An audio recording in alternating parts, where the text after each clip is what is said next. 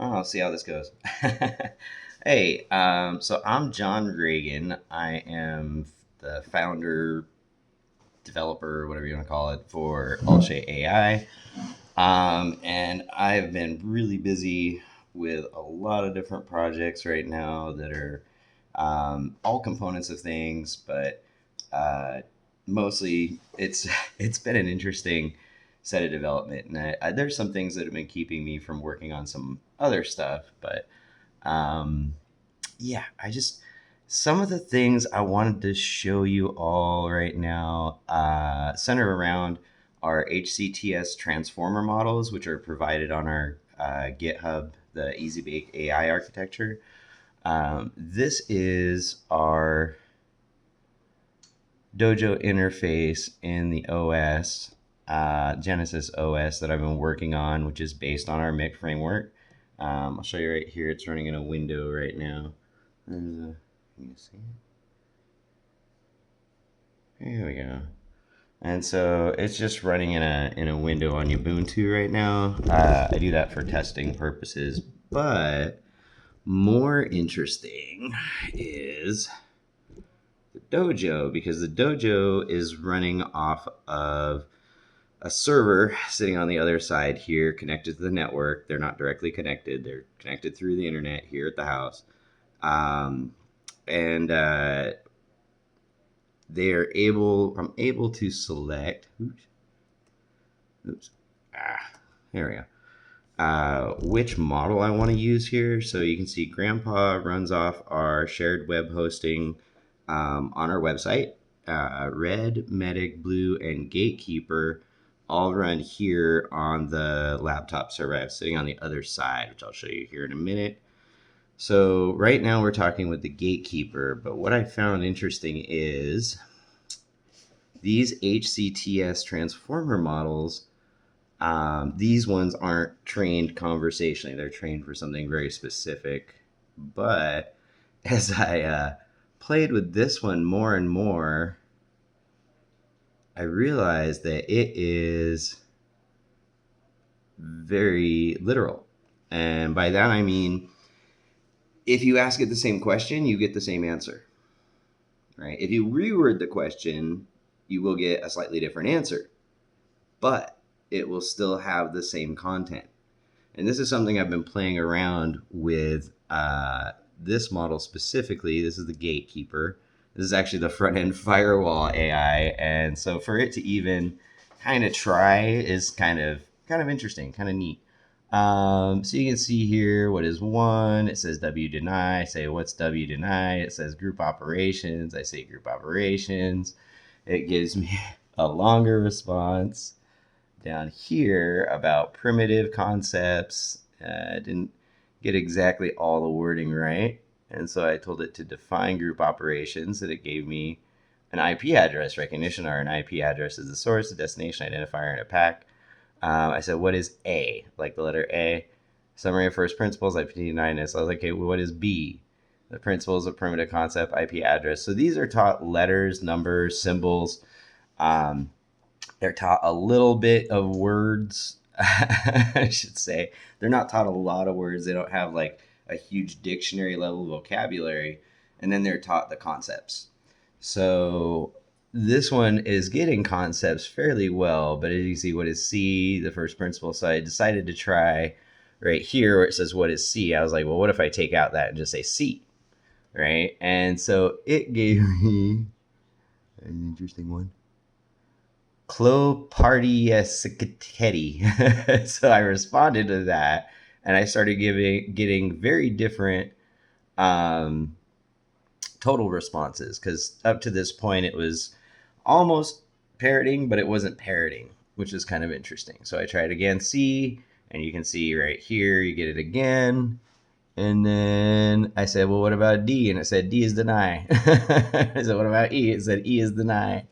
So it actually is putting together those letters and stuff in to the different, like here's F. This one has 3 F's in it. G, for some reason it said CLO underscore lament. It's like, I don't know G. I lament it. I don't know. That's good. I'm joking. But as you can see, as I go through here, J is something different, K is K, L is less limity, and it just goes on like this. But the point is, and I'll bring this down to the bottom to show you. O was interesting. It had a lot to say about the letter or the number 9. Just went off. So some of these need some tune. These ones do need fine tuning and stuff, which is kind of cool. So I started messing with numbers, forms, words, principles, primitive concepts, IP address, right? So I was like IP address, IP address, IP address to see how many. And then we get down here, hello, hello. You can see it just gives me the exact same response to the exact same input every single time. Now, this is significant for a few different reasons, right? One, you may want an AI model that doesn't hallucinate or doesn't have the ability to hallucinate fact, right? So this model, these designs, first of all, are designed to catch illogical variables, illogical arguments, and these ones specifically, because they use a transformer architecture, they become very, very literal. Like, if you put the same prompt in, you will get the same response. So far from what I've been testing 100% of the time. Okay. So let's play. Let me just do it right now. Hello. The principles of primitive. That's a great one, actually. Hello. See? And then we go back to yo, which I did up here, which yo said operator assignment. And it's that quick. I mean, it's that fast. You're literally seeing how fast these models are responding over the internet. So now let me take and show you the models, what they're running on, and kind of what size they are, because that becomes more the impressive thing, I think, personally. Oh, computer is off. So let's get this set up. I'm going to have to pull this back a little bit. Do something here. Probably help. So you could see how fast that model was responding, right? And these models are running directly here on this laptop in this little server. And as you can see, this laptop is, nothing really that special. it's literally running a i5 8300H. So, I mean, it's nothing great, right? And I can show you right now what happens. I'll go to the other side while you watch this and not the news. But keep in mind, this is 4 models running concurrently on this, what would normally be a limited machine, right? Let's see. What are you doing today? And I said the principles of primitive concept, and that's as fast as it happens. That's as quick as these models are responding. Granted, they're not very large. They don't have a lot to go through. They're actually really, really small. And let me get to that. So if we look over here, sorry, I'm using the Joby. If you look over here, you can see that these models right here are the Guardian, red, blue, and Gatekeeper is right here. Now if we go over here, you can't get a good focus on that. Can I zoom in while I'm recording on that? There we go. Focus.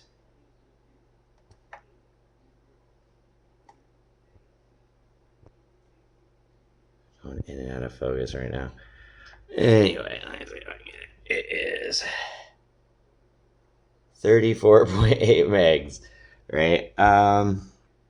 And that is significant in a lot of ways. So one, and then I have another one up here that is 250. As you can see, that's this non-transformer one. The non-transformer one is one of my custom architectures that, again, doesn't use transformers. So that one runs at 250 megs on disk. The others are running about 34.8. And so 34.8 megs is the AI. That's the whole AI. That's not my agentic architecture. No, that's the AI. And these AIs, 4 AIs, not this one is built on the big machine, but these 4 AIs were all built on this laptop. So they were built on this laptop. They're running on this laptop as a server. And they are. I hit the keys. Let's put stuff down. They are running this. They are running and responding to the network, to me on the network. And quite honestly, they're doing really good. A lot better than I thought. So I have that larger model, the one at 250 megs, ready. And that's going to get put in there as well. This is all set up now so that all these models. Oh, you know what? Speaking of all these models, over here real quick. Let me show you something. This is great. This is just one folder. I've got like a folder with a few hundred of these. These are all AI models I've made at various stages of training, different architectures. Some of them just play Sudoku, but they can be interesting. We can do some stuff with those ones too. So none of my models are frozen. So we don't freeze the layers. They're all embracing the neuroplasticity that these systems can provide. So there's a lot of capability to retrain, to add education, things like that. And yes, I figured out how to keep the cognitive drift issues from adding new information. Anyway, sorry. I've been dealing with it for a bit. And quite honestly, I'm watching all this stuff on the news and all these things about, AI and data centers. And, I'm sitting here with these tools and I'm building AIs that work just great, that barely take any space, that can adapt and grow. As a matter of fact, my newest architecture literally adapts and grows. A little scary, that one. But as you can see, I have more than enough to play with.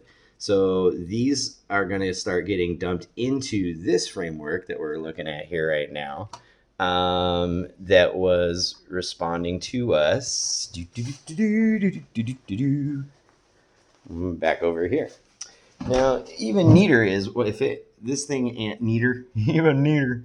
If we want to, we can correct this. So this then goes into the database online, and I can go and pull all that, create a training setup, do the retraining, and basically fine tune their education based off of what people respond. You can actually go to our boardbrains.net/mice and sign up. And Rambling Grandpa, not these ones that are on the network server here, but Grandpa is available online for you to do basically this exact same thing with. So Grandpa doesn't have the security training, but Grandpa does have a pretty good amount of literature training, books, all kinds of stuff. It'll ramble.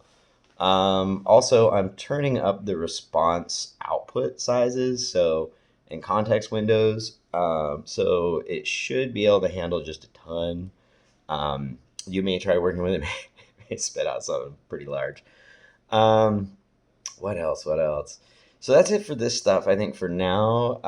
As you can see, it's responding, it works. I'm setting more stuff up on here. This thing's just about ready for me to start using as my main front end for things right now. And then and then on the server we can see that you can run 4 models. It's actually 4 models running simultaneously. I'm going to begin running larger models on it as well. They're more conversational, and also interconnecting them all with a proprietary Chimera protocol that allows them all to talk, be secure. Nothing happens that shouldn't happen, which is an interesting thing. Think about all these agentics, right? Things just happening. The way my systems are set up, stuff doesn't happen. It has to be properly done. It's so funny. Even the things I'm seeing with like, oh, the AI deleted my file system. Yeah, the the OS and stuff, the OS I've been working on, the language that I'm working on, that stuff never happens. It will never happen because, well, just because. Anyway, so these are the AIs I have going right now. When you think about the fact that that AI is less than 35 megs on the disk, it runs on a laptop that the video card isn't even being used. It's just all CPU. And the response time is this fast, right? Fast. Oh, this one's going to the server. That's why. This one's not going to the laptop server. I forgot I changed it to grandpa. That's a great example. So this one goes online to my web shared web services, and it is probably going to think for a minute because I don't think I'm logged in right now. I think I'm doing everything on the local side. Let me bounce off grandpa. We'll go back to the gatekeeper. There we go.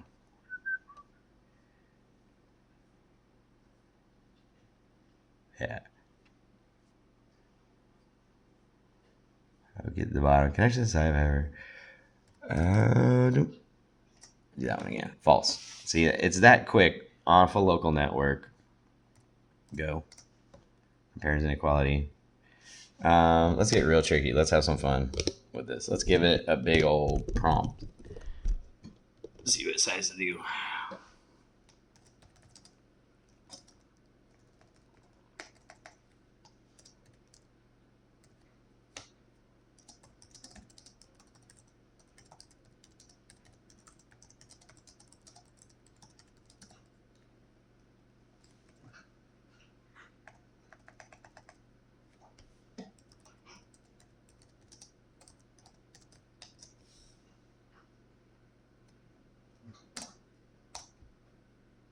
And it was that quick, even with a full sentence, right? Principal Genesis network code, primitives are ports and numbers, gates for network traffic, blah, blah, blah, blah. Anyway, you get the idea. This could be run with any AI, any models, you name it pretty much. This is just the interface stuff that I'm working on, really.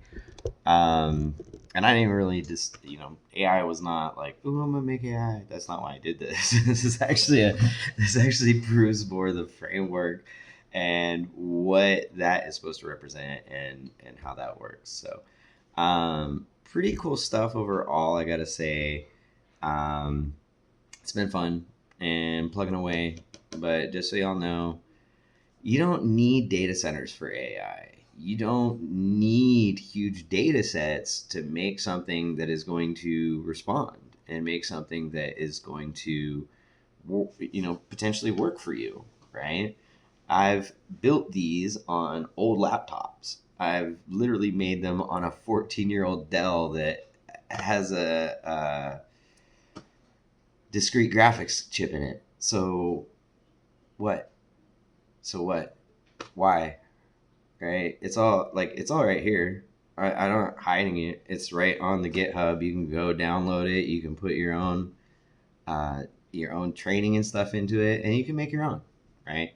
These models will be very literal. The Pascal model is a little less literal, but it is very experimental. I'm gonna say that, especially using the transformers. I haven't the ones I've been playing with. They're very touchy, using our Pascal matrices and with the transformers. So using it with my other stuff, my chimeras and everything like that, which if you notice, the one I showed you on the other side there was marked as non-transformer. That's the first model that I have done that I did that wasn't a transformer model, and it's okay, right? I would say it's okay. Chimera does a lot better. So Chimera is way more stepped, way more broad, way broader. Just yeah, pretty crazy wild stuff. So yeah, I don't understand people why y'all scrambling, why you're all fighting, why you're all upset. I don't understand why the government's upset with Anthropic. It's like I made tools so you can make your own. So stop fighting, stop arguing, and just go make your own AI at home. Jeez.